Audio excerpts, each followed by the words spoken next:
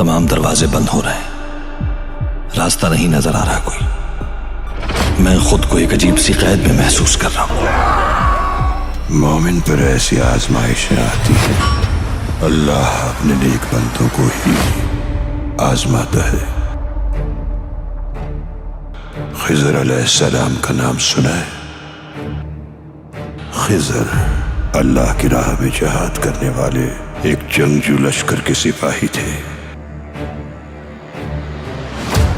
वो लश्कर एक कशमकश का शिकार हो गया। एक तरफ दुश्मन था तो दूसरी तरफ शदीद गर्मी और लू। प्यास की शिद्दत से सब बेहाल थे। पानी की तलाश के लिए जरूरी था कि कोई एक सिपाही अपनी जान दांव पर लगाए, लेकिन परेशानी में इंसान अपने हवास खो बैठता है, बुज़दिल हो जाता है, कमजोर पड़ जाता है, सोच मफकूद हो जाती है। अभी लोग सोच ही रहे थे कि कौन जाएगा। खिजर अलैहिस्सलाम बगैर किसी बहस में पड़े रवाना हो गए, और जब वो पानी लेकर लौटे तो लोगों को एहसास हुआ कि ये पानी कोई आम पानी बिल्कुल भी नहीं। वो जो पानी लेकर आए थे वो आबे हयात था, जिसकी कई दहाइयों से जस्तजू थी इंसान को, मगर इसे पाया खिजर अलैहिस्सलाम ने।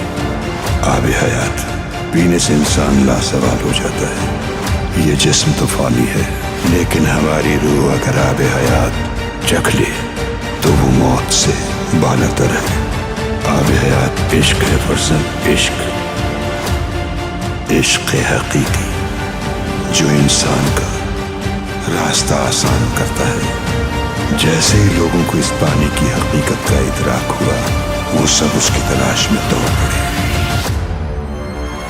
लेकिन किसी को कुछ न मिला, क्योंकि आबे हयात खुदा की खास अता है। आबे हयात उसी को मिलता है जो जस्तजू में रहता है रब्बे कायनात की, वही पाता है इसे।